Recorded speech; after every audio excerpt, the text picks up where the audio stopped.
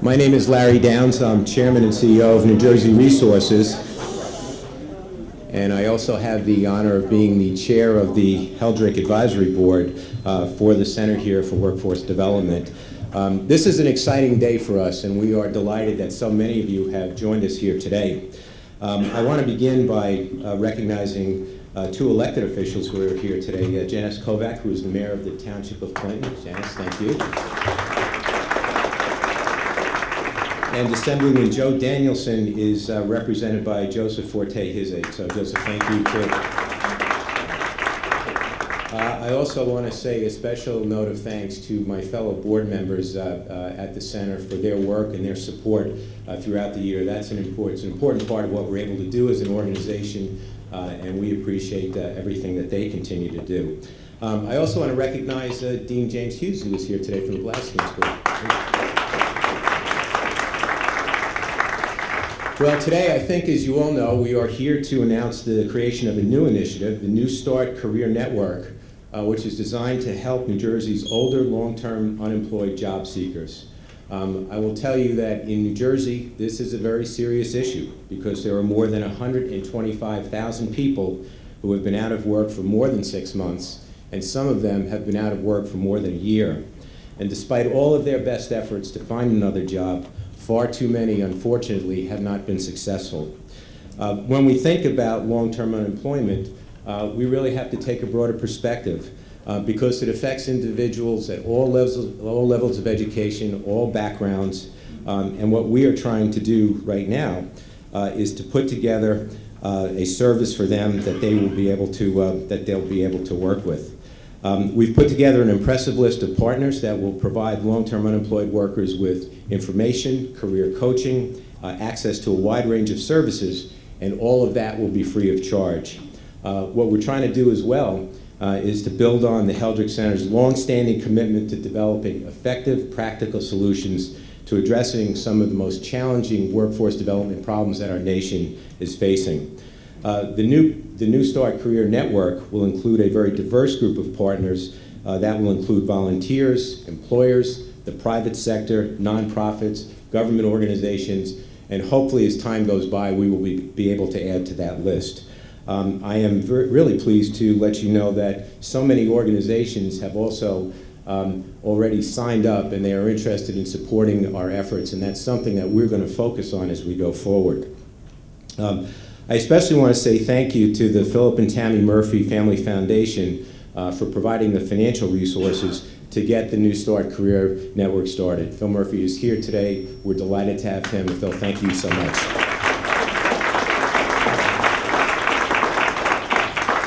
We're also grateful to the Fund for New Jersey for their support. Henry Coleman is here today. Henry, thank you very much. But before I conclude, I would ask that you would join me in helping get New Jersey back to work, and that's what today is really all about. There's a number of things that we can do immediately that need to happen. First of all, we need to encourage long-term unemployed workers to go to our website because they will find a tremendous amount of resources there. They can learn about what is available, they can take advantage of that, and hopefully get on the way to employment. Secondly, we need businesses to provide support to the network in order to ensure not only our success, but also our long-term sustainability. And finally, we need employers to hire eager, deserving, qualified job applicants who have been out of work for too long. You will discover, and this is a message to employers here in New Jersey, that there are thousands of highly qualified job seekers who are ready to get back to work and contribute to their families and their communities. And that's what today is really all about. Now, I have had the pleasure of working with Carl Van Horn now for more than 15 years, which is really hard to believe. Carl, I think, as you all know, is the founding director of the Heldrick Center for Workforce Development. He's a distinguished professor at Rutgers Blaustein School of Planning and Public Policy.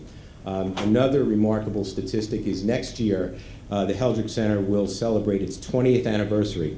And we are very proud of the fact that under Carl's leadership, it is now widely recognized as one of the nation's foremost research and policy organizations that is dedicated to strengthening the workforce not only here in New Jersey, but throughout the United States.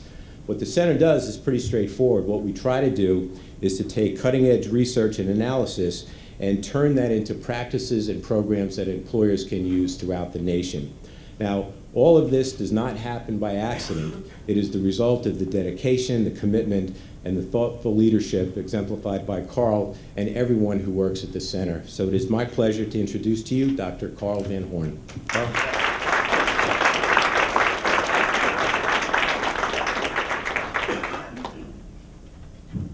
Thank you very much, and good morning. My wife, Christy, who's here, would probably agree with everything you said. I'm sure maybe nobody else would, but let me especially thank Larry. He's very modest. He didn't mention that New Jersey Resources has also stepped to make a significant contribution to this. So we really appreciate that from you and your colleagues to support our effort. I also want to, yes, let's do that, absolutely. And I also want to thank Phil and Tammy Murphy for their support. I'm sorry Tammy can't be with us today, but we obviously deeply appreciate your support. There are many other organizations that are helping us. Fund for New Jersey, certainly very important. The AARP Foundation and AARP New Jersey, the Rutgers University Career Services, Direct Employers Association, and also UPS and IBM, two acronyms we know pretty well. Those organizations and many others are giving us either financial support or in-kind support that's very significant to make this work. Now, long-term unemployment is obviously devastating financially, but it also harms people emotionally and physically, and it harms families and communities. The Heldrick Center and its funders, partners, and collaborating organizations are making a multi-year commitment to take on this challenge. It's not an easy challenge to solve, but those who suffer the consequences of long-term unemployment deserve our help. We need to help our friends, our family members, our neighbors get back to work. I want to recognize the Heldrick Center staff who is here today, who is leading this effort. Maria Heidkamp, who you'll hear from later, our director, Chris Leonard, associate director, Kathy Krepsio, who's the Heldrick Center's executive director. All of them have really significant experience dealing with the problem of long-term unemployment, and with their leadership, I'm convinced that we will be very successful. Part of what we're doing here builds on our experience. As Larry said, several years ago, we helped develop and manage the program to help the economic victims of 9/11 and helped 11,000 dislocated workers in New York City and New Jersey get back to work after the terrorist attacks on the World Trade Center. So our central goal is to replicate some of those positive experiences and to make a difference in New Jersey. We have, as I said, a number of partners that, get this thing to switch. There we go. Some of our partners, and it's a very long list. We have 25 organizations that have already signed on to help us, in addition to our volunteer career coaches that you'll hear about later.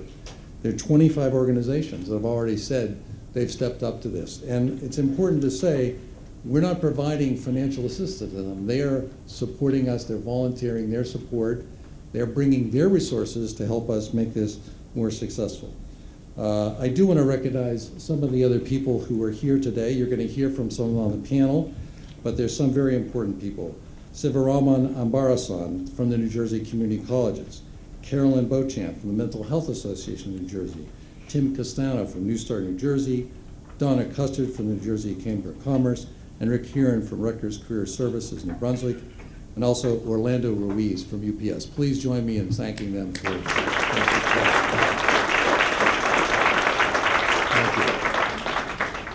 Our advisory board will be chaired by Phil Murphy. He is co-chairman of New Start New Jersey and a member of, I'm happy to say, the Heldrick Center's National Advisory Board. And this advisory committee is also a very impressive group of leaders from the private sector and nonprofit organizations. Phil, after a very successful career in the private sector, has devoted himself to public service, serving with distinction as the United States Ambassador to Germany, appointed by President Obama, and to private philanthropy. Over a year ago, Phil and I discussed the devastating consequences of long-term unemployment on individuals, the financial, emotional, and health. And Phil asked us to develop a cost-effective strategy to help the long-term unemployed return to work. We are grateful not only for his financial support, but also for his personal commitment to making a difference in the lives of these individuals and their families. Please welcome Philip Murphy.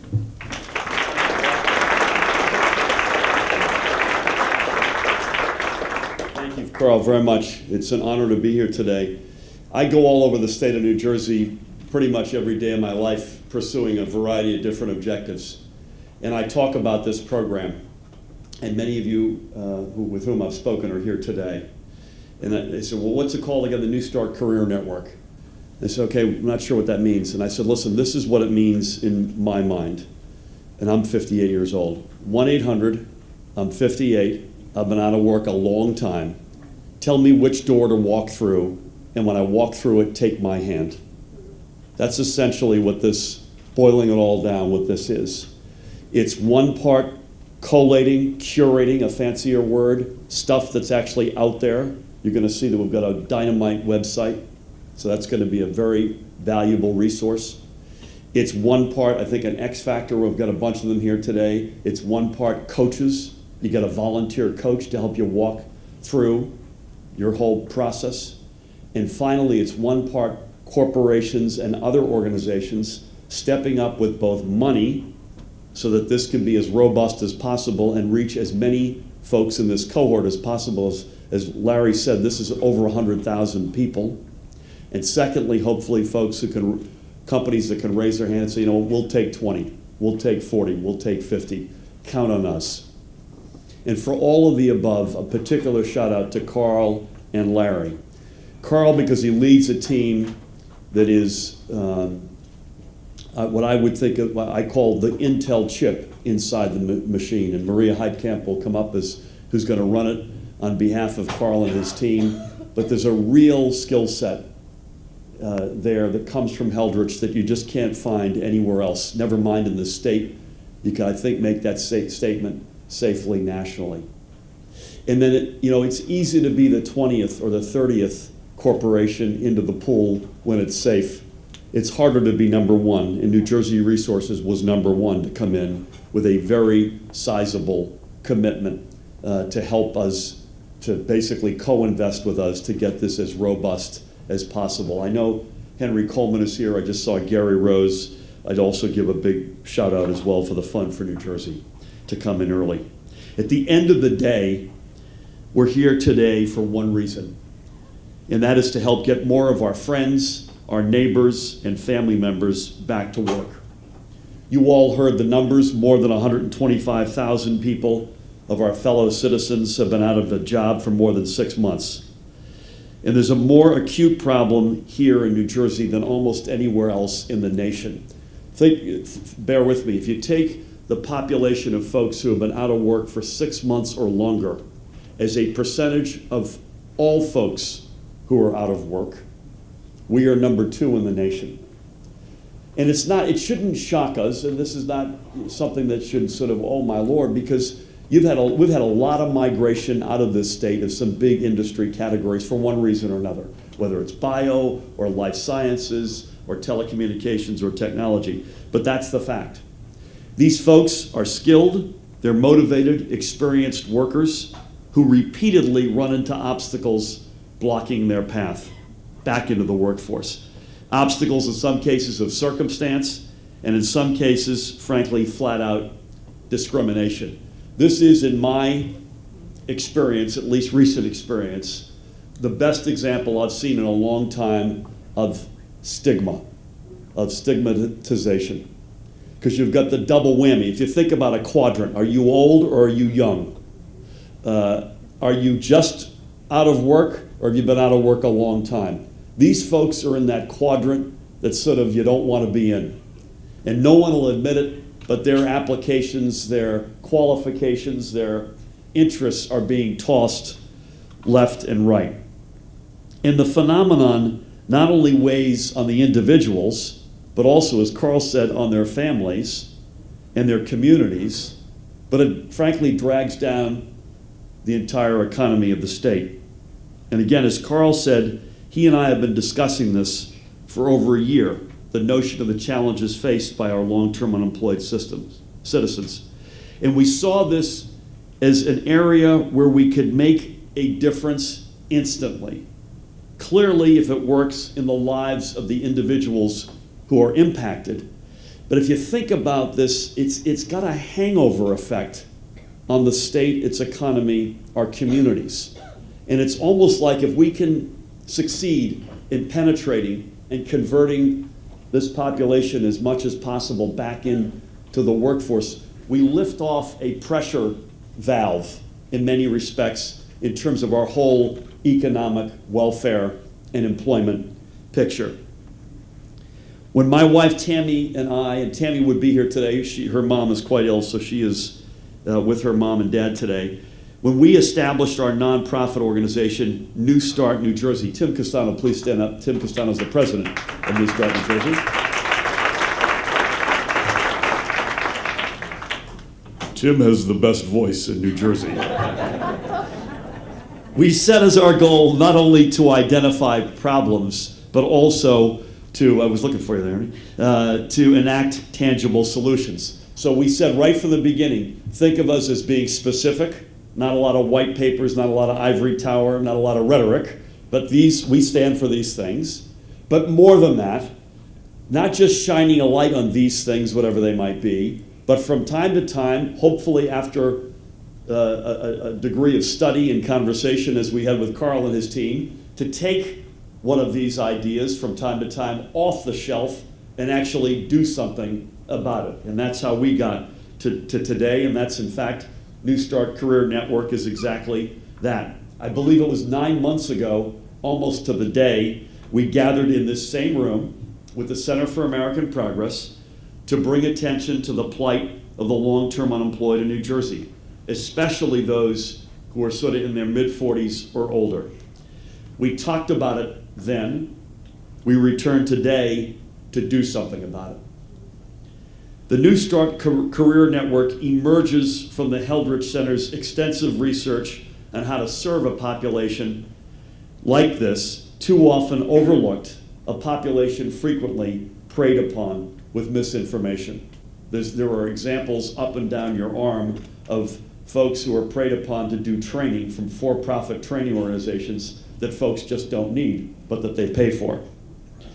Carl and Maria and the Heldrich team have developed a best practice model that will provide essential information, individual coaching, and practical guidance to help people become more productive contributors, to be the productive contributors that they aspire to be. We have people in this state with the drive to work, who have the skills and expertise. We need them to help all of us strengthen New Jersey. Because they've been out of the workforce for a while, they've been forgotten. They might not know where to turn to find opportunities that are right for them, or where to go to give themselves that extra boost they require to come off the sidelines and back into the game. And now they do. I'll extend the sports analogy a little bit further. Another way to think about this. When you step up to the plate against a Matt Harvey, and hopefully this will remain the case, you can't guarantee you're going to get a hit. Nobody can, and we're not going to guarantee people they're going to get jobs. But what can you do before you step up to the plate?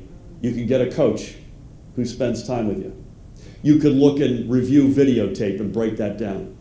You could go into the batting cage and take 100 cuts in the morning and 100 cuts in the afternoon for weeks on end, such that when you're up to bat, you have maximized your chances to get back into the workforce. And that, again, is another way that I think about what we're doing here today. Beyond the techniques and the scholarship that have gone into this enterprise, it remains highly personal. When I talk about this endeavor around the state, every single person, literally, who I've raised this with, has told me about their own situation, or a family member, or a friend, or a neighbor who fits the profile. And I'd say this network, New Start Career Network, is the place finally where they can go, and they can do so without any charge, thanks to the generosity of our partners, many of whom are here today. I mentioned New Jersey Resources. I mentioned as Gary was coming in the Fund for New Jersey, for which we are very appreciative.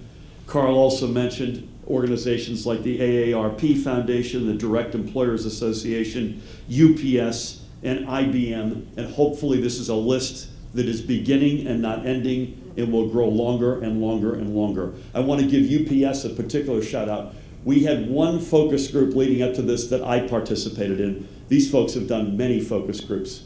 The one I participated in was on veterans. And that's a big element here as well. I want to make sure I said that.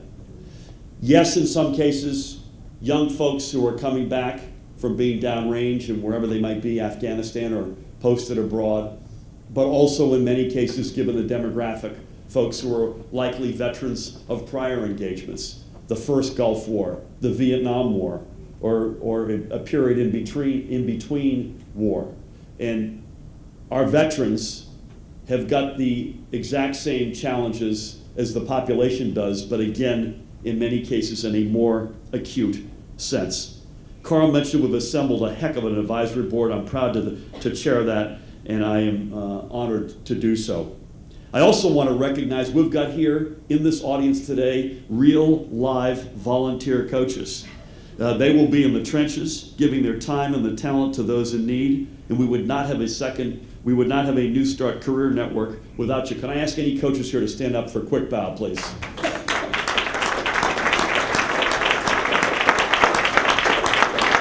God bless you guys.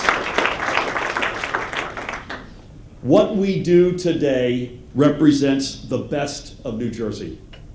We have our state university flying the colors, devoting its expertise and resources. We have businesses. We have government. We have government on both sides of the aisle, which is the way it should be, and nonprofits and other organizations coming together to solve a problem that affects the livelihood of so many. This is how we make progress as a state, and I am honored to be a part of this effort. Because long-term unemployment is a national crisis, although as we mentioned, it's in a more acute state in New Jersey, and because the New Start Career Network is deemed to be innovative in this space, we enjoy the support of the federal government and the U.S. Department of Labor. And as such, we have with us today Ben Siegel from the Department of Labor. As the Senior Policy Advisor to the Deputy Secretary and Chief Strategy Officer for addressing long-term unemployment, Ben has dedicated himself to the question of long-term unemployment as much as any other official in our country. And importantly, selfishly, he has worked closely with the Heldridge Center on the design of the New Start Career Network. Ladies and gentlemen, one of Swarthmore's own, Ben Siegel.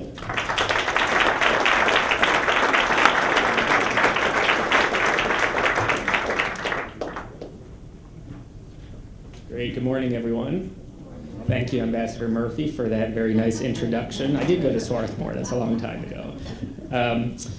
Well, this is great. Let me begin by just congratulating the team here. You know, Maria, Carl, Kathy, we are really excited about the launch today.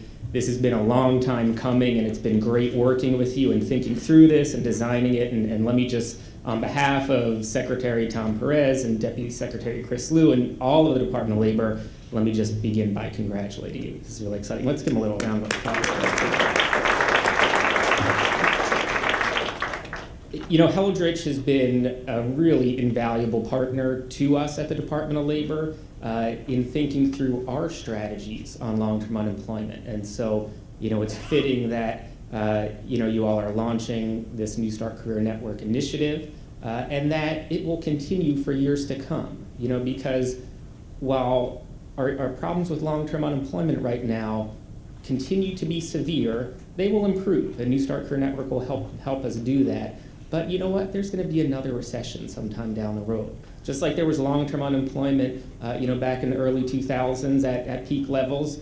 There were historic peak levels over the past few years. This will come back. So the work that New Start Career Network is doing is not just for those 100,000 people in New Jersey right now. It certainly is, but it's for the future as well. And so this is both an immediate need but also a longer-term need. And that's very important to us at the Department of Labor in being able to work with you to track what you're learning and to implement that into our programs and policies. And let me just also take for a second to apologize that Secretary Perez and Deputy Secretary Liu are not here. They both really wanted to come. Unfortunately, we could not make things work out because of scheduling, but I wanted to make sure everyone here realizes that the issue of long-term unemployment is a key priority for both of them, especially Secretary Perez. He often says that this has been the one issue that keeps him up at night, and we do a lot of issues at the Department of Labor.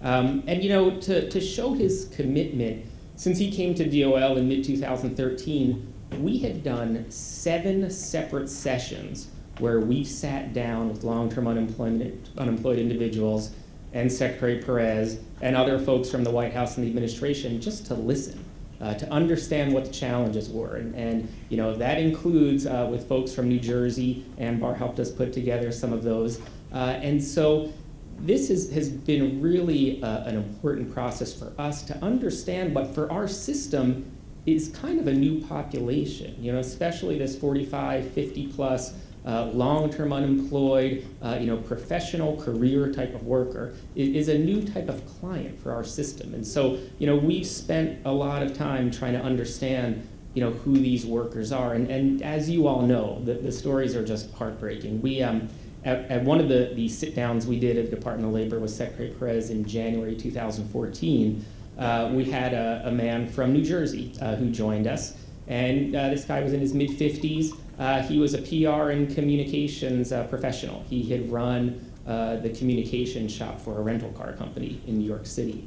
And he shared this story where he had been out of work for about 2 years, and he had shared that enduring long-term unemployment was more difficult on him than his experience of being sick with cancer and going through chemotherapy.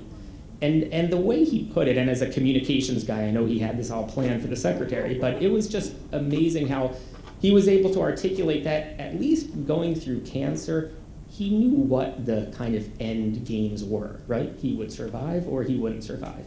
But with long-term unemployment, he just had no idea where the journey was going to take him. And so, it affected not only him, but of course his family. He had a daughter at home as well. He was about to, lose his home. He was about to enter into bankruptcy. His daughter wouldn't be going to college. We've all have heard these stories. And so to hear those firsthand have been very powerful for us. So I know that I'm supposed to talk a little bit about the current state of long-term unemployment. Let me talk about the strategies that we have been putting into a place to address long-term unemployment. And of course, what New Start Career Network is going to be doing is some of the key strategies that we have seen have promised. So I've got kind of 4 main categories that I want to talk through. I know my time's limited, so I'll be quick. So let me just run through those. Number 1, the first strategy that we've been focusing on over the past few years is how can we address long-term unemployment before it even happens, right? And so we have been doing a lot with our unemployment insurance system. And the president has been very vocal about how can we turn our unemployment system into a reemployment system. And perhaps the most successful program that we've had in this space is it's an awful acronym, our REA-RES program, the Reemployment Eligibility Assessments / Reemployment Services Program.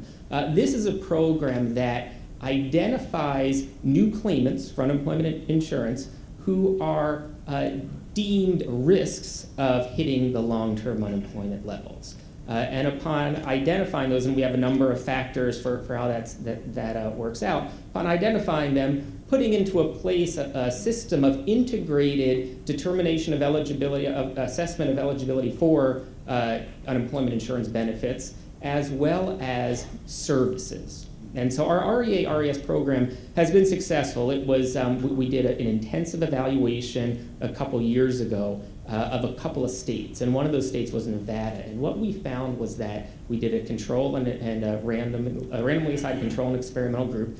And what we found was that those individuals who received the REA and RES services, on average, received unemployment insurance for 4 weeks less than those in the control group. And this was back when we had our extended benefits. So those in the control group received benefits for about 30, 31, 32 weeks, which qualifies as long-term unemployed. And those who received the services on average received benefits for just over 27 weeks, so just in that long-term unemployed range, but much lower than the others. And so over the past couple years, we've been expanding this program. The program is now called the RESEA program. We start with the Reemployment Services and Employment Eligibility and Employment Assessment, and the RESEA program is now being run by 46 states, including New Jersey.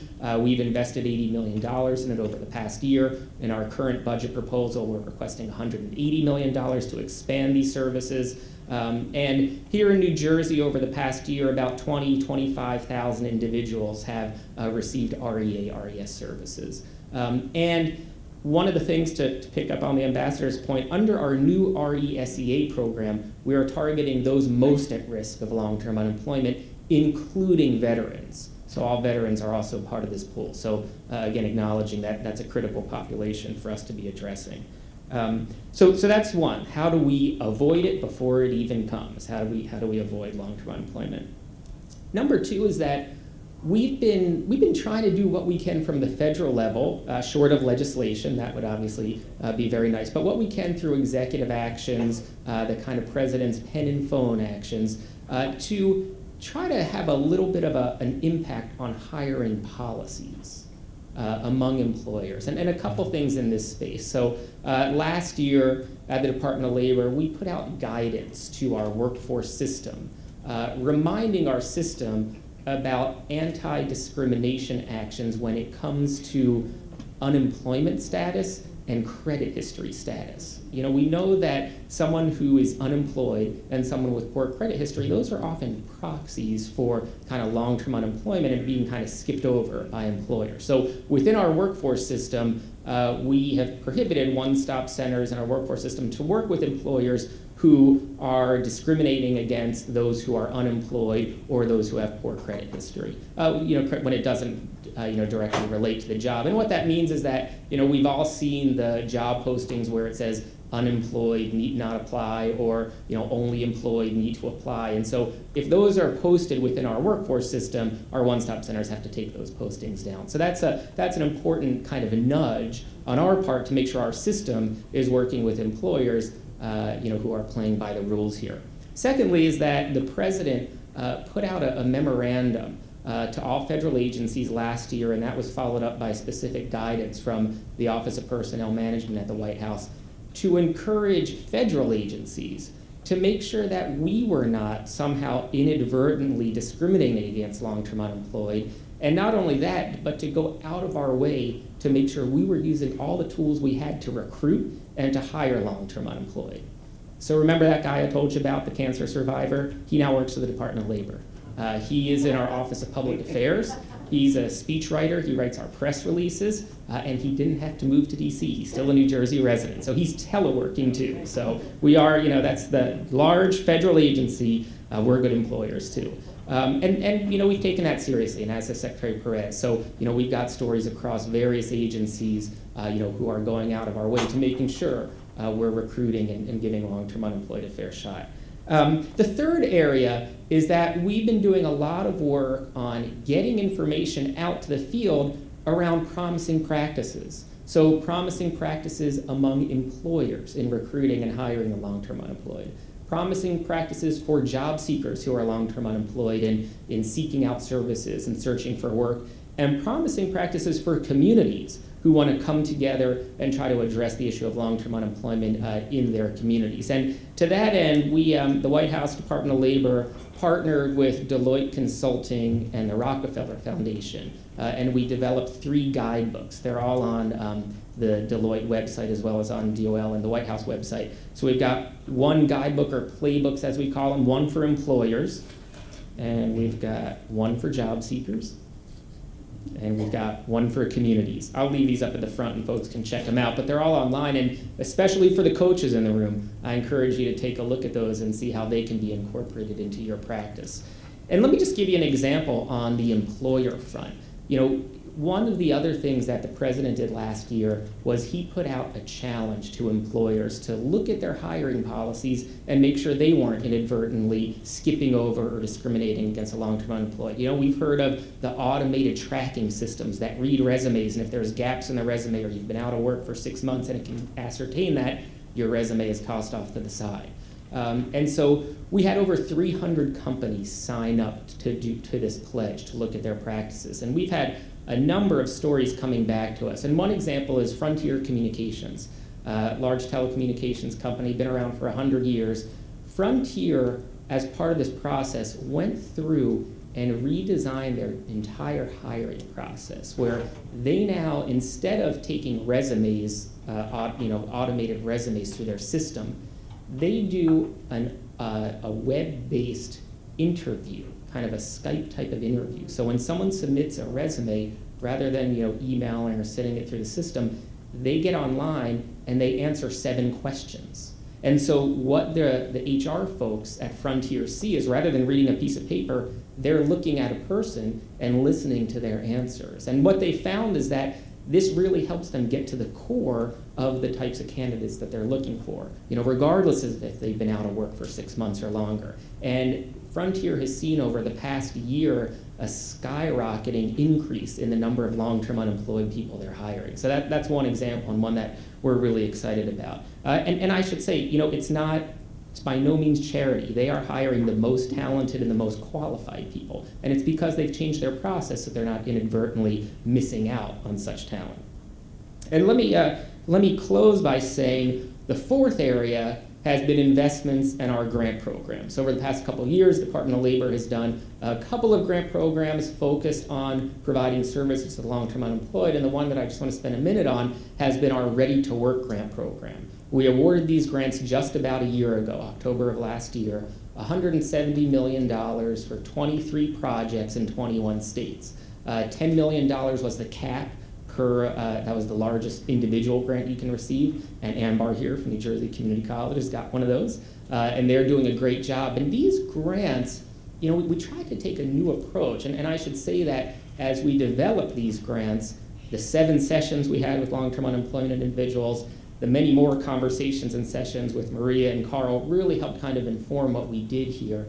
And we tried to make these grants to be flexible, as well as to be responsive to the needs of a range of long-term unemployed individuals, including 45-plus professional, higher educated individuals. And so these grants have a big focus on the assessment piece, bringing someone in, sitting down with them, and really understanding kind of their situation and where they're looking to go.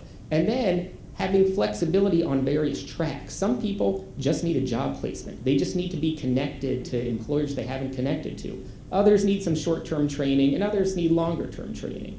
And so we've built all of these into the grants, and what we found and what we really try to imbue into these grants is something that I know Carl and Maria are focusing a lot of, the idea of high-tech and high-touch. Right? So what we find with a lot of these job seekers is they need that online presence. They need to do social networking, they need LinkedIn, but they also need the coaching, right? As Ambassador said, they need someone working with them one-on-one to really help guide them. And so we built all of this into this grant program, and we're a year in now. We had our grantee conference last week in DC. Ambar was there, of course. Maria was there. And let me just say, Maria was the star of the 2-day conference. So we gave her the morning on the second day. Yes, let's give her a hand for that. We gave Maria the morning of the second day. She walked through the website. Everyone, of course, had their phones and everything trying to get to the website. They're like, Maria, it's not working. Why isn't the website up? It's like, well, we're launching next week. Look back next week. And she was probably, harassed by more people in a good way about the work that you guys are doing. So I foresee many calls starting tomorrow and many partnerships forming between New Start Career Network and the Eldridge Center. Even though you're just New Jersey for now, folks will want to look for you across the country. Let me just close with this. We have just begun implementing our new federal workforce legislation, the Workforce Innovation and Opportunity Act. This law has been many years in the making. And one of the things in our new law is that we have a section in the law where services through the workforce system are supposed to be prioritized for individuals with barriers. And there's a list of about 15 barriers. And this is left over from our Workforce Investment Act, previous legislation, includes individuals with disabilities, homeless individuals, and the like. Under the new law, there's a new type of individual with a barrier, and that's long-term unemployed individuals. So this is now part of the law that we have on the books. And so I say that because as this law is implemented over the next many years, and as states like New Jersey put together their state plans, which will be due pretty soon, we have a specific focus on long-term unemployed individuals. So we'll be looking for states to articulate strategies for serving long-term unemployed individuals and to kind of, end where I began, not just for the current situation we're in, and that situation's been getting better. We're at 2.1 million long-term unemployed nationally. We had been at 6.8 million a couple years ago. So we're making strides, but we know for those 2.1 million and 100,000 here in New Jersey, that's still the worst situation to be in. So we want to make sure that we're addressing everyone, and not just now, but in the years to come. So I look forward to continuing to partner with you guys, to learn from you, to pick your guys' brain, make sure we get that into our programs, and sticking around for the rest of the morning, afternoon for this event. So thank you very much.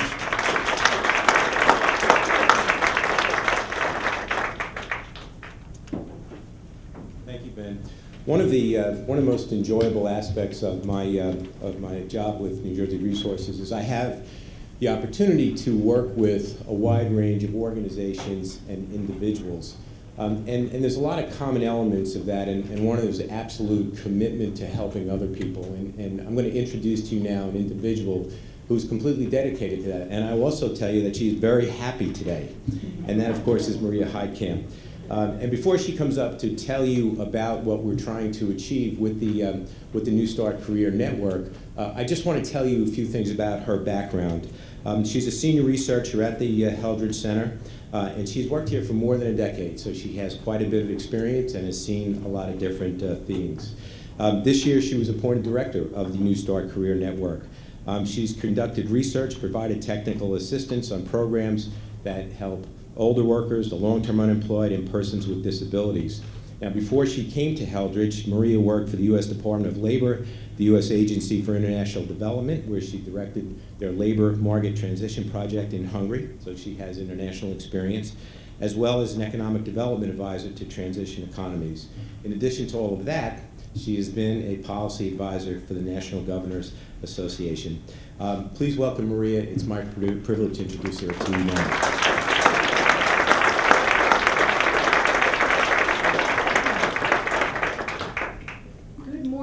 Thank you, Larry. Thank you very much.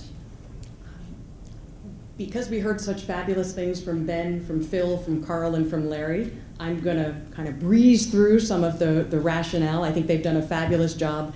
It's clear that they all get the long-term unemployment issue. They're speaking from the heart as well as from the policy perspective, and that makes my job a little bit easier, except I'm going to scroll through some slides pretty quickly here. So,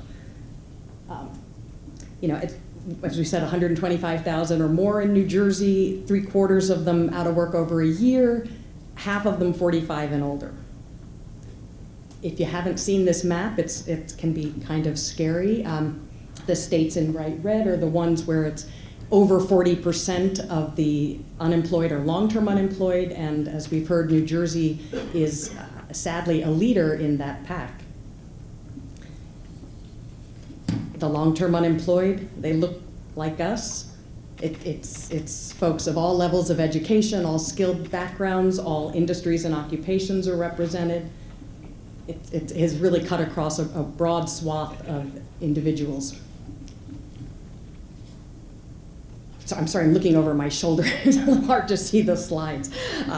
Again, I think we've covered a lot of this. I think, you heard from Phil and Ben very much about the stigma that comes with long-term unemployment. I think for folks over 45, you have the double whammy of age discrimination and long-term unemployment. So that is in part what we're trying to address. I think Carl and others touched on some of these devastating impacts of long-term unemployment. We know it affects not just the individuals, their families, their communities, There have been research studies that have found that kids of long-term unemployed parents have poorer school outcomes. They are really struggling. So this is not just about those 125,000 plus individuals. It's their families, it's their communities. We also know from Heldrick Center research that the long-term unemployed often don't access services that are out there. As you can see from these charts behind me, roughly 1 in 10 of the long-term unemployed get any services from government other than unemployment insurance, and by the time they've become long-term unemployed, they're no longer collecting unemployment insurance, right? That's something that they have exhausted. Very few of them connect to job coaches. Very few of them ever visit a public workforce center. So even the services that are out there, many of which are not targeted specifically to their needs, they're not taking advantage of. In record time, that's the sort of rationale for the New Start Career Network.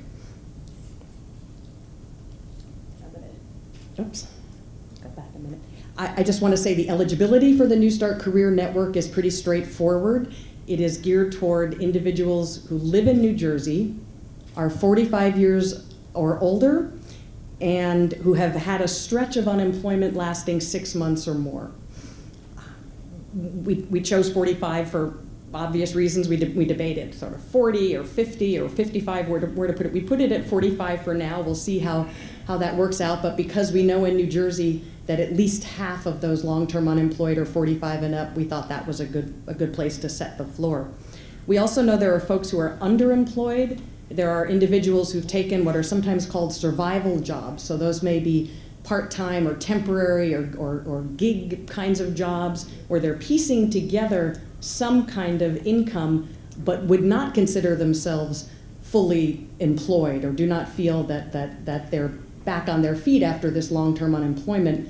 So we are inviting those individuals to join the New Start Career Network as well. We have 4 main components. You've heard a little bit about them from Phil, and I'm going to talk a little bit more about them. It's basically information and advice, a volunteer coaching network, access and referral to services, and employer engagement. When you go to newstartcareernetwork.org, this is the welcome page. This is what you will see. Although I guess it's really hard to read the print on that. So you'll see it better on either your smartphone or whatever device you're accessing the website from. As we said, information and advice is a key aspect of what we are offering to job seekers. If you click on the Job Seeker tab, for example, these are some of the kinds of things that you'll see. We have resume and cover letter assistance. We have interviewing techniques. There's a tool we're very excited about called Optimal Resume, which we're making available to job seekers. And among the things that you can do is actually practice a mock interview. So if you have a camera or some recording device, you can set up an interview with an online coach, in essence, and an employer and a coach, and you can tailor it to a particular industry, whether it's a first interview or a follow-up interview or a closing interview.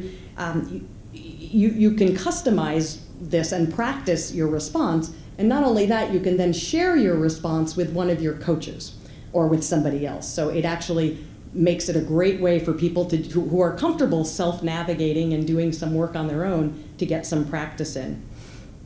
We also have services that we are very happy to be getting through the Rutgers Career Services. There are some things that are only available right now to Rutgers alums and to current students, and thanks to a partnership with the Rutgers Career Services, we'll be able to offer those to our job seekers as well. Also on the website, you'll find the New Start Career Network's .jobs microsite, which has been provided to us generously by the Direct Employers Association. And while we know that most jobs, I think if Rick Herron from the Career Services is here, he would say 80% of jobs are in the hidden labor market and very few are actually posted. But for that 20% of jobs that are posted, we hope that we can make it easier for job seekers to find them through our New Start Career Network.jobs website. Okay, as you've heard, the Volunteer Career Coaching Network is a huge part of what we're doing. We know that a lot of older long-term unemployed job seekers need one-on-one assistance. They need some hand-holding. They can't get this kind of support from the public workforce system, which does not have the resources to provide one-on-one counseling to individuals. They can't afford it on their own in many cases. There are private coaches out there, but they just don't have the resources. So we are so happy to have the volunteer coaches, many of whom are here today. We had 32 go through the first round of orientation. We probably have another 15 or close to 20 who are in the queue couldn't make those dates for the first one, but they're ready to help. Again, I know you stood before. Can I ask you to quickly stand one more time, just so we can acknowledge you? If you're a volunteer coach, please stand for us one more time. I mean, thank you. Okay, access and referral to services through our partners is a critical part of what we're doing. I know you can't read those. Carl cautioned me about this slide. He said, well, nobody can see what's up there. But if you could see it, it would tell you that there's, we have information about how to access food pantries, about energy assistance for those who need it, about mental health assistance, about mortgage assistance, a wide range of services that many people don't know they might qualify for. We know that for long-term unemployed job seekers, they have to stabilize their situation. They may be in crisis mode. So we've put in one place access to a lot of resources we think will be helpful. I do want to mention the Mental Health Association in New Jersey, which is partnering with us to provide some training for our volunteer coaches to prepare them to know when individuals may need referral to professional assistance. So we're very thankful for that partnership as well. And last, certainly not least, employer engagement, which is probably, in some ways, the most important part of what we need to do. We are so happy today that the New Jersey Chamber of Commerce, the New Jersey Business and Industry Association, and other employer partners are with us today. We look forward to working with them to reach out to employers. I think Ben mentioned that the White House had undertaken an initiative to get employers together in January 2014. Many employers signed a pledge to not discriminate against the long-term unemployed. We have tracked down those employers in New Jersey, and we will be reaching out to them. And we fully expect that some of them will say, what pledge? But we're happy to refresh their memory and look forward to partnering with them as we move forward. So, did I get to them? There we go. Lastly, get involved. We hope that we're starting a movement here in New Jersey today. We need your support, whether you're a coach, whether you're an employer, whether you're a nonprofit that wants to be part of our growing list of partners, whether you're a job seeker. We know there are several folks today who are here who've participated in focus groups, helped us with our thinking as we were putting this together. We're doing this for you, and we look forward to working with you in the months and years ahead. So let me thank everybody who's here today. I'm going to ask Phil to get the panelists up here so you can hear from some of our partners. And thank you all very much. I'm so glad you're here. Thank you. Maria, one more time for you and your team.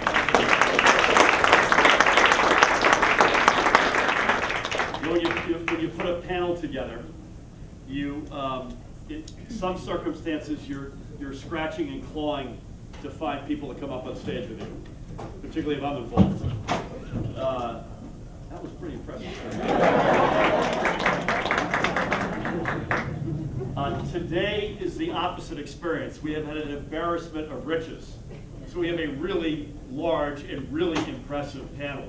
I'm going to quickly tell you who they are, and then when I finish saying who they all are, come on up and join me. And it turns out our seats are tagged. Always nice, so thank you for that. We've got Rob Angelo with us, who's the Eastern Regional Representative to Secretary Tom Perez at the U.S. Department of Labor. We've got Cristina de Oliveira, who is the Chair of the Workforce Committee of the Garden State Chapter of the Society of Human Resources Management. We've got Catherine Stargell, the Executive Director of Workforce Operations of the New Jersey Department of Labor. We had Doug Johnson. Is Doug still here with us? Doug's in the back, is the interim state director of AARP New Jersey. Rowena Madden is with us today, is the executive director of the Governor's Office of Volunteerism. Darrell McPherson is the manager of Community Impact Income with the United Way of Northern New Jersey. And Melanie Willoughby is the Chief Government Affairs Officer of the New Jersey Business and Industry Association. As Bob Barker would say if we were here, come on down. Let's hear it for everybody.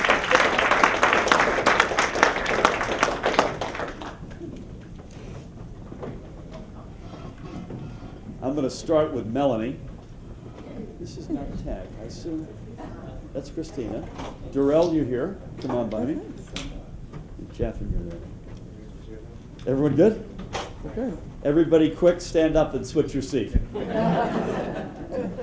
I want to start with Melanie. I was going to start with Melanie because originally she had to leave. The good news is you don't have to leave right away. So That's right. That's good news. And as I said, I was our ambassador in Germany where the trains run on time, and I'm going to try to bring this baby in on time.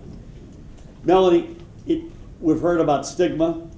We've heard about folks just not knowing where to find stuff on either side of the equation. This conundrum strikes me frequently as a square peg and a round hole challenge. What do you think organizations like NJBIA can do to help raise awareness? And more specifically, what can we do to encourage employers to consider the long-term unemployed among job seekers? And it's great to have you here today. Thank you, Phil. I appreciate being here. Well, first of all, the New Jersey Business and Industry Association has over 20,000 employers that we represent. So we have really a golden opportunity at NJBIA and a commitment to be able to educate our employers about the meaningful contribution that the long-term unemployed can offer because they're older, wiser, as I like to think of us, and as well as offering skills and a great work ethic. And I do believe that it has to do with employers understanding what the contribution can be. And I think that education has to happen because you said it, I think very well, that the stigma does exist, that the employers will kick out of their automatic system a application that has a gap. And that gap could be for any number of reasons, not only because you're long-term unemployed. There are a whole series of reasons. Even that you were, over in serving our country, you could have been, a mother coming back, into the workforce. I mean, there are many reasons you could be out of work. And so I think that employers need to understand that these individuals can really offer a lot. So we're willing to do that kind of education and outreach. So first of all, they understand that it's discriminatory, which they may not. Yep. No matter how many laws we pass, really sometimes they're unconscious about them. Yep. And so that's part of the education. Amen. What would your old partner in crime, Brendan Burns, say if you were up here today? Well, I did work for the governor, and that's why he's dear to my heart. But the governor would say that employers really need to step up. And they really need to recognize that it's in their economic best interests to be able to get people back to work so that they're not a drain on our society, which does cost us all, whether you think about that or not, it's a cost. And so whether they're the long-term unemployed, whether they're re-entering from prison, whether they've been serving our country, they all deserve to be working again so that they are not utilizing our social services. Here, here. Well said. Doug Johnson, as I mentioned. By the way, what I'd like to do is quickly go through everybody up here. And then we want to throw it open. We may ask you a couple of questions, and we'd love you to ask us a couple of questions. Again, I'm conscious of the clock, so that's our only challenge. Doug is here with AARP New Jersey. I want to repeat that New Start Career Network is thrilled to have a partnership with the National AARP Foundation, which has been a leader in promoting return to work programs for older job seekers through its Back to Work Plus 50 Plus initiative. And we're also obviously excited to partner with AARP here in New Jersey, which has agreed to help us with outreach and awareness raising.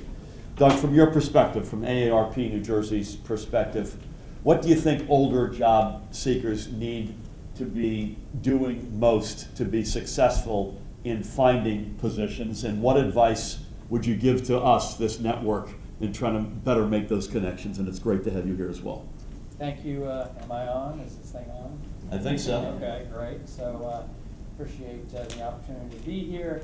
And I've been with AARP for 15 years, and it's great to be here. So, you know, when I think about this issue, I think about the fellow who I ran into outside of our office in Princeton in 2010, dressed in a suit and tie, had a briefcase thing, walking around, and he stopped in just to see what we could do for him. And I'll never forget the phrase he said with fear in his eyes. He said, "There are no jobs." He was terrified, absolutely terrified. And so I want to salute everyone who's working on this project for taking this on, because it really is outstanding. I also think about people like my sister, who was unemployed for a better part of 2 years. And when she finally got a job offer in marketing, I remember sitting at the kitchen table with her, and she asked me advice and my older brother her advice. And unfortunately for her, she was foolish and took my older brother's advice and tried to negotiate not only for a higher salary, but for a title change and something else. And I was like, what are you, nuts? You've been unemployed for almost 2 years. You need to take this job. She did not get the marketing job. She's now working at a grocery store. So, you know, one thing older, and she's older than I am, older job seekers need is some very frank advice. So I think your coaches no doubt will do an outstanding job at that. And my colleagues, such as Christine Newman over there, know that I'm the king of being blunt. And I really think that's what they need. But because I see the same fear in the eyes of, you know, I asked one of our interns, we hire a lot of interns in our office. We have some great Rutgers student interns. And I asked her recently about her future, and she used the term terrified. She's terrified about her future. So we need to give them advice and support and resources, but we also need to give them some good old-fashioned camaraderie.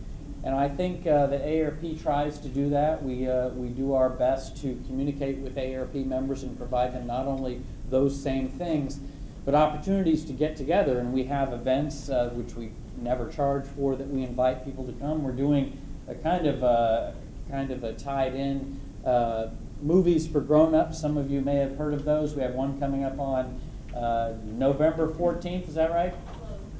November 13th in Newark at the Newark Museum. It's free of charge for AARP members. And it's The Intern, which some of you may have seen. I haven't seen it yet. I would love to hire Robert De Niro as my intern, but sadly it is not likely to happen. But so I think that you know, online resources are great, but far too many people don't utilize them. And the one-on-one, the personal camaraderie, the support that you can provide in person is critical. And I also, you know, because I also think of, because you might not be thinking of this person, I think of the AARP member and a volunteer who I had breakfast with just yesterday. She's 81 years old. She had to go get another job because New Jersey is so goddamn expensive. Social Security doesn't do it. And I hope our next governor does something about property taxes, because she can barely get by. Yeah, So, amen. God support. bless her. Yeah, thank you for that. Christina, can I turn to you? By the way, I didn't put in your introduction that you're a crazy rock star author as well. I want to just put that out there. So, Henry Jackson, the CEO of the National Society for Human Resource Management, has been quoted as saying that, quote, HR professionals are neither the cause or nor the cure of long-term unemployment, but, quote, can be part of the solution. So I'd ask you, your perspective, either through the great work you've done as an author, through your human resource career, how can human resource professionals in your organization and in others help employers recognize, as Mr. Jackson also puts it, quote, human capital potential in the ranks of the long-term unemployed? And it's great to have you with us as well. So much of what I was about to say was already taken, was already said. Melanie, you said so much of it. For starters, that older, the older unemployed folks, they deserve the same fairness and equality in applying for application for any position as anyone else, right? So they can't be discriminated against.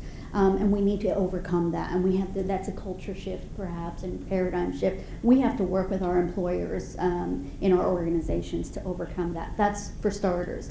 From a Garden State Council SHRM perspective, we have over 14 chapters across the entire state of New Jersey. We have thousands and thousands of members, all of which are HR professionals. So it's my goal in partnering with this organization to get the awareness out, to make sure that Maria and I, or whatever team, tag team we have, are traveling to every one of the chapters, and we're going to get the message out. We're going to increase the awareness. We're going to let them know what's out there, the resources, all the fine work that you've all done together, and we're gonna make it. We're gonna do this together. This is not just New Start Career Network doing something in its own little silo, in its own little box. This is not going to happen, and this is not going to change unless we all work together.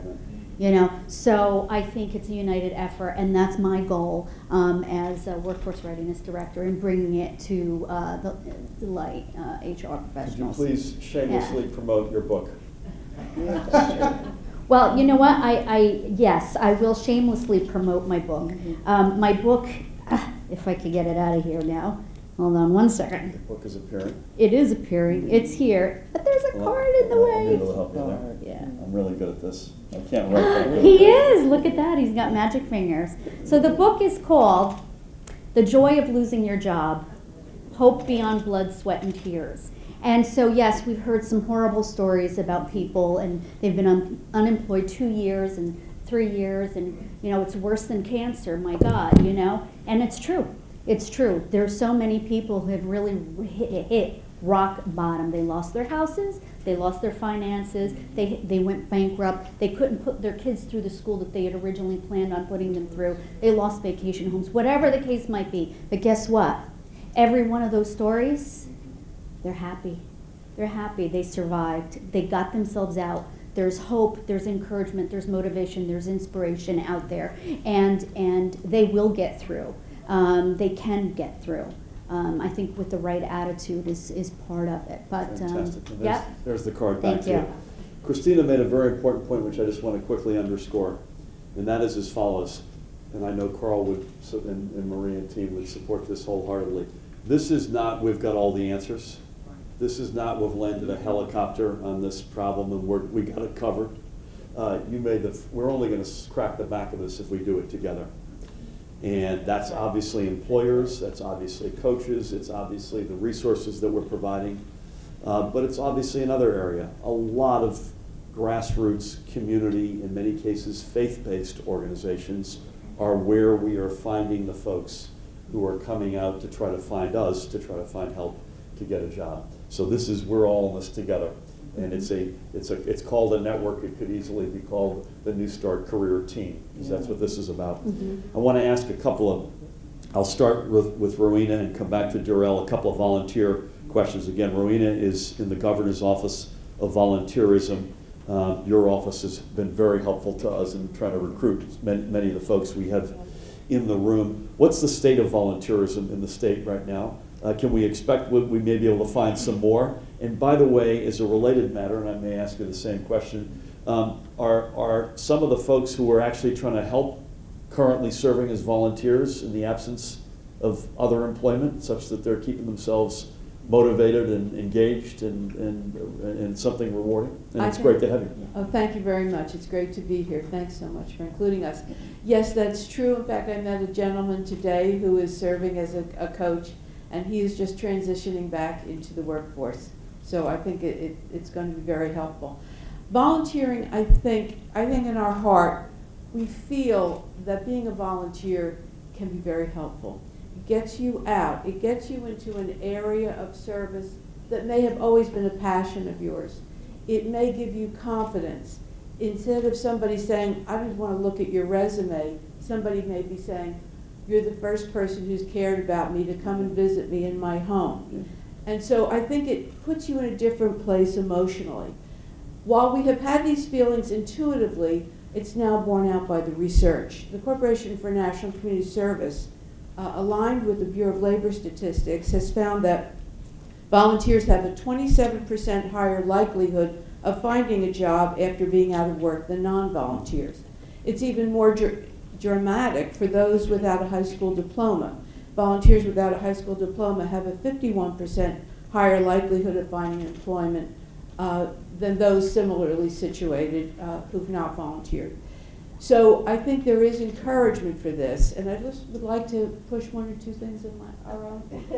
We have the AmeriCorps program in our department, which is the Domestic Peace Corps, and we have every year hundreds of AmeriCorps volunteers.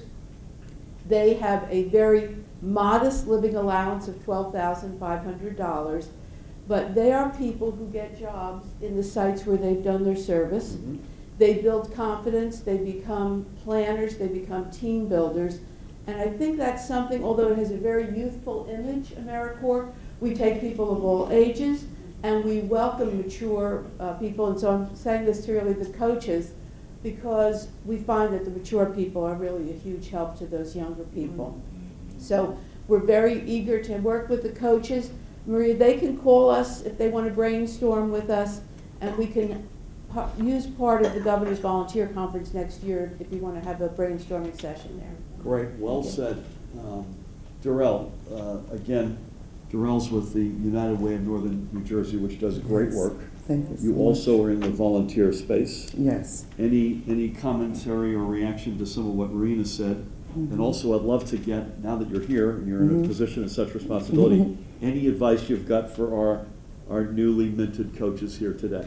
Well, definitely. Thank you so much, Philip. I have a strong passion for career coaches. When I came to United Way about 5+ years ago, I saw the need. And I'm really here to rally the career coaches. I'm passionate about it, and I had 4 small points that I wanted to give to you to actually bring with you into that space as you enter into that space. I currently manage 9 career coaches, volunteer career coaches. Some of them are long-term unemployed, and they're doing this just as we spoke about. Some of them work full-time jobs in New York City, and they sacrifice and they come and they actually do the coaching, and each one brings a special gift. So I'm very proud of that. So my thoughts would be, in order to bring these pieces in, you would need passion. Each and every one of those career coaches that came into the United Way of Northern New Jersey's office was passionate. We didn't have to recruit anybody. They came to us. They saw it, or they were referred by a friend. They saw it on the website, and they were very intentional. One in particular, she said, I thought you just didn't want me to coach for you, but we kept missing one another, and she's been with us for 4 years. So passion. The second one would be to be patient, because a lot of the job seekers that come in, they have a myriad of different challenges that they have to go through. It may be housing. We spoke about this. It may be housing. It may be, childcare. It may be health issues that they're going through.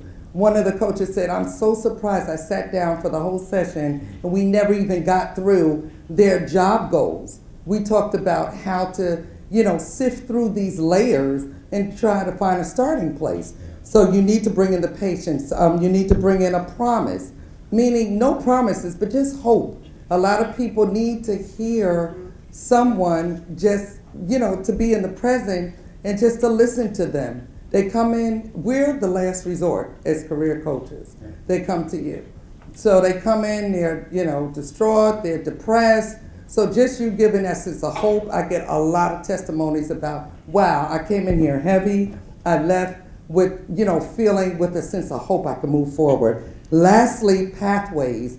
We spoke about this as well. You need to be on a cutting edge with doing your homework as well. You give them homework to do, but you need to also be on a cutting edge. It may be as simple as setting up a LinkedIn account, which many people don't need to know. They don't know how to do. It may be their email address is an MSN or AOL, which already has a bias for age. So you don't want to have those email accounts. You need to change it. It may be simple things like that, dashes in your phone number. It seems simple, but these are things that people can discriminate later with you.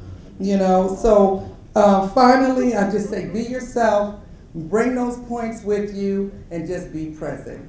And I'm here. Couple of quick reactions. I'll be changing my email address. That tip up. But a serious point, I'm very proud, and Maria, you and the team deserve a lot of credit here. That other resources section, which gets to Darrell's point about it is, I need a job, but I got a lot of other challenges right now. Right. Whether it's childcare or paying my mortgage or mental health issues or family issues, whatever it might be. And so we got to think of this in a sort of broader tapestry. Catherine, great to have you. Catherine Stargillis from the New Jersey Department of Labor and Workforce Development. And the New Jersey Department of Labor and the public workforce system provides services to a wide range of job seekers and employers through the, as many of you, if not all of you know, the one-stop career centers, the Ready to Work initiatives, the talent networks, and other initiatives. A little bit of a variation with Melanie where we started, Catherine. How can we better connect both sides of this equation from your perspective, from the Department of Labor's perspective? The folks who are going to hire and the folks who are really dying to get to work. Right. Again, it's great having you as well. Thank you. That's exactly why I'm here, is because of the connections and how it makes so much sense. Because through the One-Stop Career Centers, certainly we have funding for occupational training, literacy training, but our funding is somewhat limited. And that's where the New Start Career Network picks up, and where we can make referrals to your program for job coaching. Mr. Murphy, you called it the X factor earlier. That's exactly what it is. It's exactly what we know is missing maybe from employment retention from all of the clients we serve who are long-term unemployed, but we simply don't have the resources to expend on that. There are connections. You talked about serving veterans. Yep. And one fact that a lot of New Jerseyans don't understand, our veteran population is older. And most of the younger veterans are taking advantage, rightfully so, of the new GI Bill. So they're in school, potentially. And so those older veterans fit right into the target group population that you all are serving. And while we have lots of resources, we have our USDOL monitor for the Veterans Services Program here today.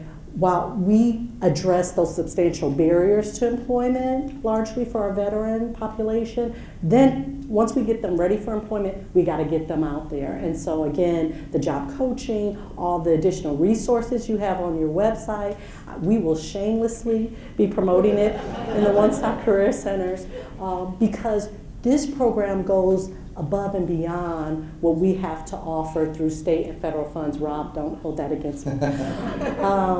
It's a great compliment. We're very excited to partner with you all on this. We've been partnering with the County College Consortium, I don't know where Sriram is sitting, for their Ready to Work grant for targeting long-term unemployed also. The fact is, as was mentioned, we have to be a team to target all of this, to really accomplish some successful outcomes for the long-term unemployed. And I think all of our programs together, connected together, referring back and forth, we can get that done. So we're very excited from the Department of Labor. Really well put, Catherine. And I don't want to say this too strongly, but I want to come back to the veterans point. If this doesn't work for our older veterans, I think it doesn't work. So that is a major litmus test. If we can't, everyone matters in this population. We would like to get them all employed, but that population in particular, for me at least, is a litmus test. I do want to mention one of the programs we have at the Department of Labor is called Recovery for Jersey. It's on-the-job training grants that we offer to individuals who are on unemployment, have been unemployed. It is a $10,000 salary reimbursement grant to employers to hire these individuals. We've been spending about $3 million plus or minus a year on this program. Most certainly, we want to connect with you all to make sure that your successful candidates have access to this program, because the bottom line is we want to get them into employment We have piloted, or I guess did a focus group with NJBIA with their employer membership to make sure that that program, the Recovery for Jersey on the Job training program, had been streamlined to make it easier for employers to partake. So it's like a one-page online or electronic contract. So we just I want to make sure you all know that that program is available to all of your candidates, because the bottom line is we got to get them into employment. Yeah, and there were models like that. The notion of throwing some chum into the water here. That's right. Germany, where I lived for many years and has studied the system, has got a couple of wrinkles in that respect. They've also got a much longer unemployment insurance culture. And they have an unemployment rate lower than ours, which blows a hole in the side of the argument that if you give people longer unemployment insurance, that they won't go to work. It's in fact not true. And they're as good an example. Last but certainly not least, Rob, you've got a unique angle here, and I want to conclude with our panelists with you. You not only represent the Secretary of Labor, Tom Perez, within this region, but you also previously worked with organized labor. And that's an important element here. So you've got a couple of different perspectives that are valuable. Based on your experience, both then and now, what would be the most effective ways that this network could help long-term unemployed workers, in particular, who are members of an organized labor union? That's great, everybody. Great, thanks. I knew the mic was too loud, so every time I move, I can hear it move down. Thanks. See, look, I knew it. I used to work for ESPN, so I saw that on there, so I knew my audio. Anyway, it's a great question. It's an important one here in New Jersey, where we are 5th in the country for rate of unionization amongst employees. And public employees, we're 3rd in the country for unionization rate. A lot been said today about how, having that personal touch, the high touch stuff, having that career coach type thing. Unions are sort of an entree, have that trust level already. I think could be an important partner from the start. Unions provide a great support system for members who are in their current job, but not necessarily in their mission to prepare them for another job, to prepare them for what's going on afterwards. But luckily, we've got great partnerships in the state already. Catherine and her team at DOL, state DOL, done a great job with the HRE union in Atlantic City on the casino layoffs, working with the USCW, all the A&P closings across the state. So I think they sort of set an example for what can be done here. And we've also gone back, Ben talked about how the best solution to long-term employment is to not get in that situation. And building trade unions have been doing that for a long time with apprenticeship programs. And one of the things that's unique about apprenticeship programs that folks I don't think necessarily know from the outside is that they're multi-employer programs. So all the employers who are funding a building trades or any apprenticeship program multi-employer, they're basically investing their own dollars in somebody who they know may not be working for them all the time. Yep. And so when an electrician, let's say Joe's Electric, was out of business on Friday, that electrician can go to work on Monday for Phil's electrician company. But when you're a worker for Shear & Plow, and Merck buys you, and you're laid off on Friday, you can't necessarily go to Novartis on Monday. So I think what a lot of things we need to work with unions is sort of taking their model, the multi-employer training model, and applying it to other industries where it might work as well, especially here in New Jersey. We also, you mentioned Atlantic City. The workers in Atlantic City who have been laid off have now, many months ago, have passed through the 6 months of unemployment insurance and support, so they're in this pool. Absolutely. In a big way. Absolutely. We've worked closely with the state on this problem, and we knew that earlier this March and April time was the sort of the high impact area of UI running out. And someone earlier talked about having a gig economy. A lot of folks got summer jobs with the summer high tourism season, and now is really the crunch time. So I hope all the New Start staff gets out of Atlantic City very soon. Amen. Because we were working with other grantees who are having problems bringing folks in their programs because these folks have been working in this industry for a very long time.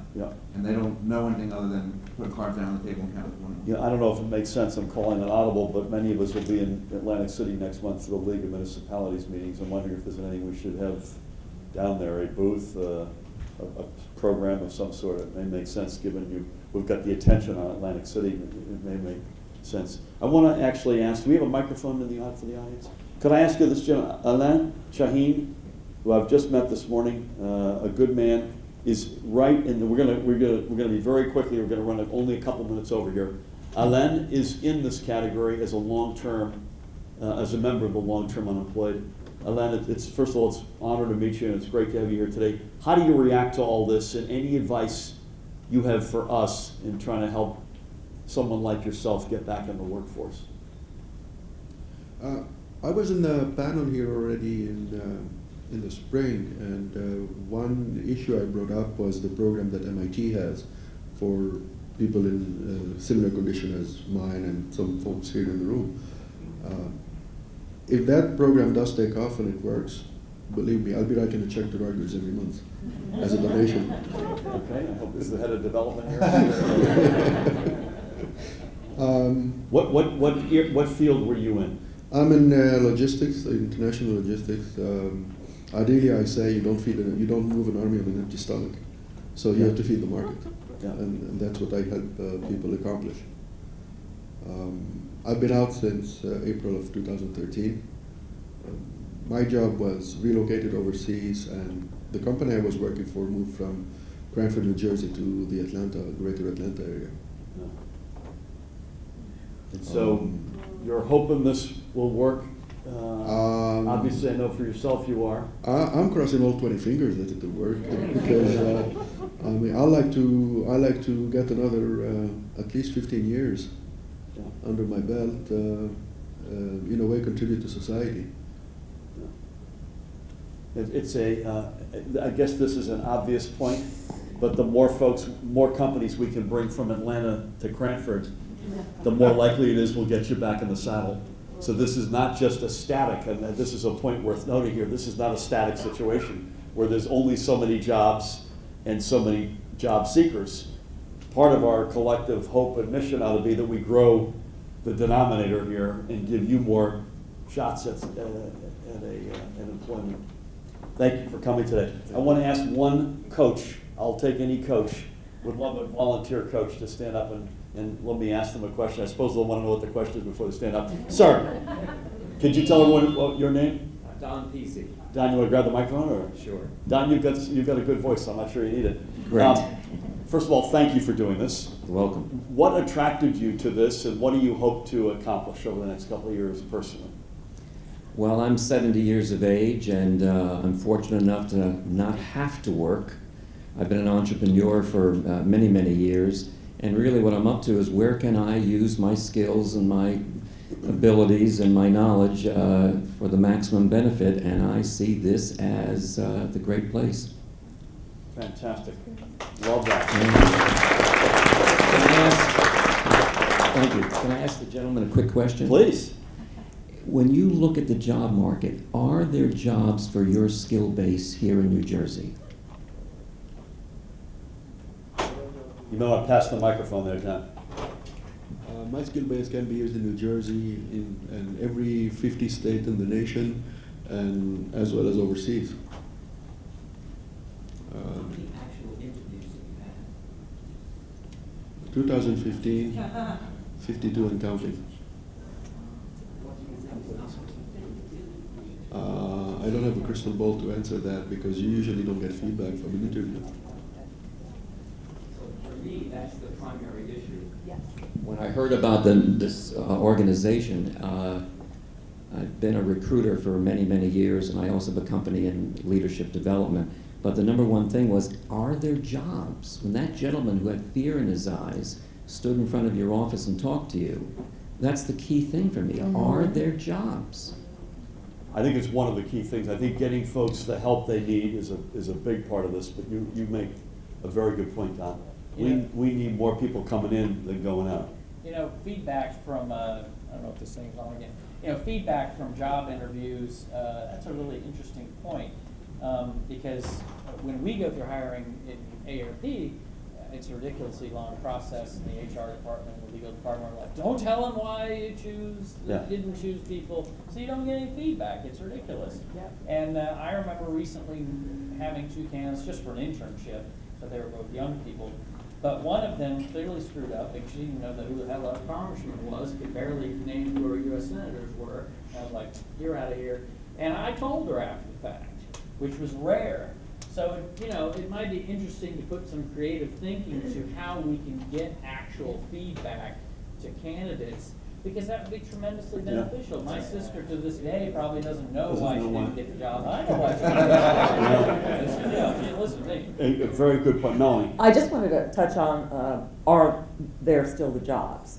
And I think that what happened during the recession was that there was a whole swath of job descriptions that ceased to exist. Yeah. And I think a lot of the new jobs have different job descriptions, perhaps different skill sets that they're now requiring, that you could very well fit, but we just don't know the right job description that is going to fit with your skills and what industry is calling it now. The language, thank you. The language has changed because when the employers were going through and during the recession eliminating, just broad cross-sections of departments and reorganizing, they call it something different. So I think as part of the work that this group has to do is really about what are the new job descriptions, and that's where I think employers and HR directors can really help in identifying what those are. Great so point. You can fit. Great point. We're going to take, is it a question? A comment, please. We're going to take a brief comment, and I think then we're going to bring it to a close, but I'm hoping that all of us up on this side of the room can hang out for a few minutes in case there's something anyone wants to raise privately. Please, can you tell us who you are? I'm Akila Naik, and I'm one of the coaches.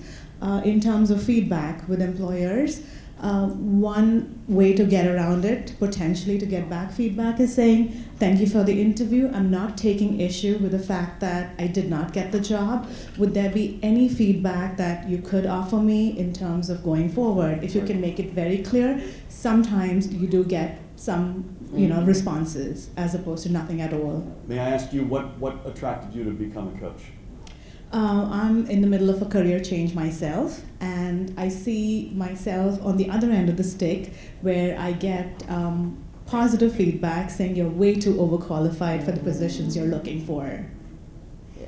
And I'm in a situation where it's a luxury. I can take a step back and not work, but I would like to work. And so that's what it is. But it's interesting where I keep wondering, why don't you want someone who's overqualified if they want to work? So it's just, That sounds good to me.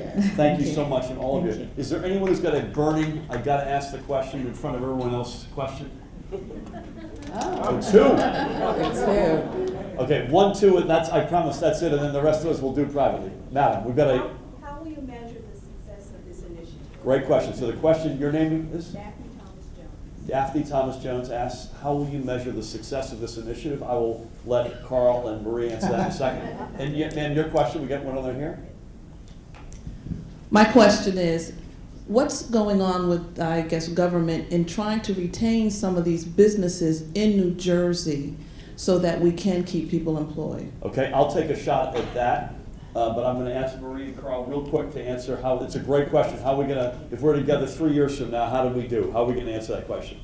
Well, there's two ways to answer that. The first is one person at a time, right? So each person we help is a measure of success, right? But in addition, what we know is the likelihood of getting reemployed when you've been out of work for a long period of time is actually about 1 in 10 a year later. All right? So that's a pretty low percentage. We intend to hopefully increase that, and we'll be able to measure that by looking at people who got our services and people who didn't get our services. So we'll have a real comparison there. We'll be sharing all that information with Ben and his colleagues in the Department of Labor and everybody else. We think that this array of services will help us bend the arc of progress in the right direction. Great answer. I will answer it in what I couch the answer, if I may. In your name again, sorry? Andrea Watson. Andrea, nice to meet you. In the way that I think historically, when it's worked the best, what has New Jersey done, whether it's in the current moment or in the past, it's selling the whole range of our assets. So sitting across from a chief executive or a board of directors and saying, listen, this is why you come to New Jersey. It's typically not because it's the lowest cost place to do business. Never has been, probably never will be. But in its best moments, it's good value for money. I know I pay a premium to live here or to conduct business here, but I get back a set of services in return that makes that trade-off a good one. So that's a tax rate that's reasonable.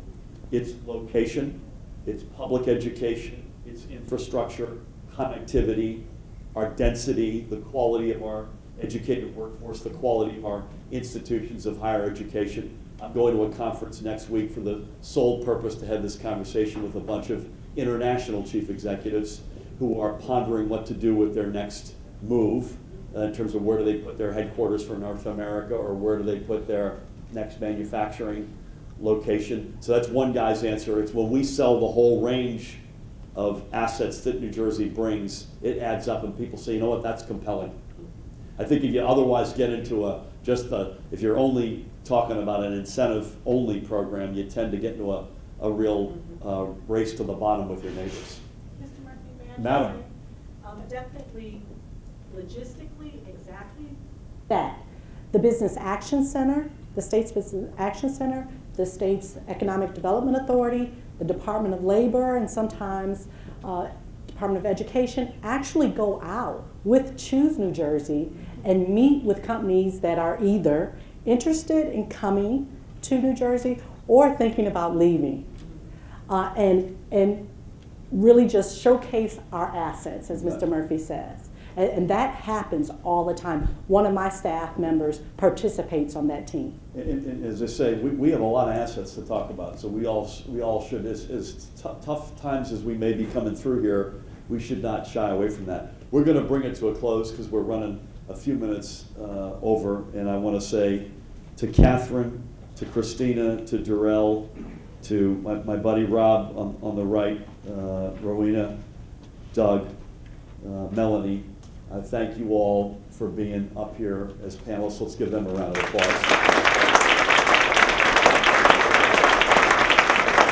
I want to also say on behalf of Larry, you're going to stand up and say a couple of words, but I'm going to take, you can't talk about yourself, but I can talk about you. Larry, to you and the Heldrich Board, and to New Jersey Resources, and obviously to the Heldrich team. Ben, thank you for coming in, buddy. Over to you, Chief. Am I on? Yep, I'm on now. First of all, I just want to say thank you to everyone for being here today. You are here because you care, you are here because you want to make a difference, and you are here because you want to make a difference in the lives of other people and helping them to change.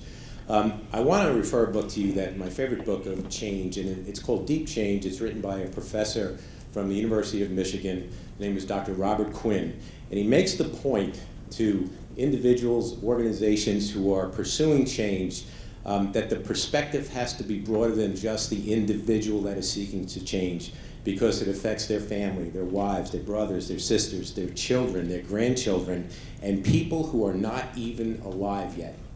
And I would say to you that if we take that perspective of change as we embark on this journey with New Start, the number of people that we will actually influence in their lives is much more than 125,000. It is actually infinite. So we thank you very much for being here today. We appreciate your support. We've got a great start beginning down this road, and we look forward to working with each and every one of you. Thank you very much.